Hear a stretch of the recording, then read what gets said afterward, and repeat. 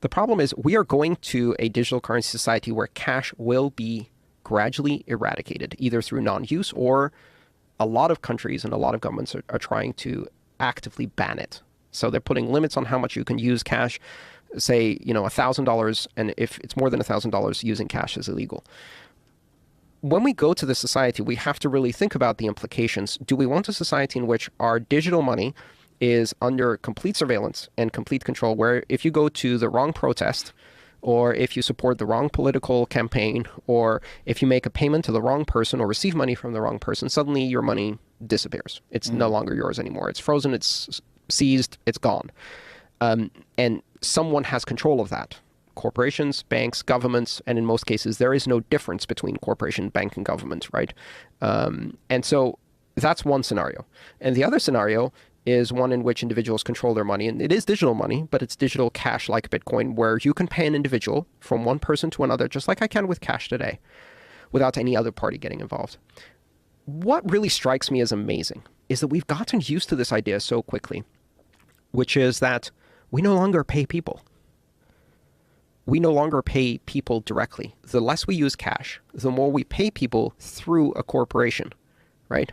So from tipping your valet to tipping your taxi driver to tipping wherever, tipping is pretty much the last remaining part of our society where cash is used to pay from one person who is not an incorporated entity to another person who is not an incorporated entity. Everything else you have to pay through a corporation, whether it's a bank, right? Whether it's Venmo, whether it's PayPal, whether it's any of those things. And we've gradually gotten used to this environment where we can't pay another person unless there's a corporation involved. And that's astonishing to me. And as cash disappears, that then becomes a final fact, that every single payment in your life will be from you to a corporation. And that corporation takes a piece of that, every single thing. And not just that, it doesn't just take a piece, it also controls and surveils and monitors your use. And if you violate the terms and conditions, you are destitute. Wow. So the issue is not what we have today versus the digital currency of the future or Bitcoin or whatever. It's both futures are digital currency, and in both futures, cash will no longer exist. That is inevitable. We are going down that road, and now we have to choose.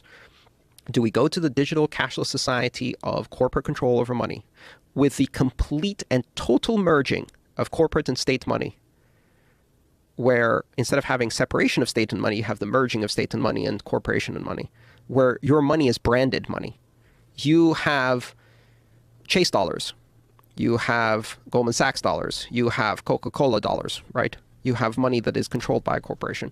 Or do we go down the other future, where we have money that is basically an internet protocol that is completely global, that any person can pay any person. They meet in the streets without any corporations getting involved, just from me to you, digital cash. And that's really it's a less optimistic view, because I'm fully aware of what the other future is, and it's already playing out. And it is in my opinion, a very dangerous future.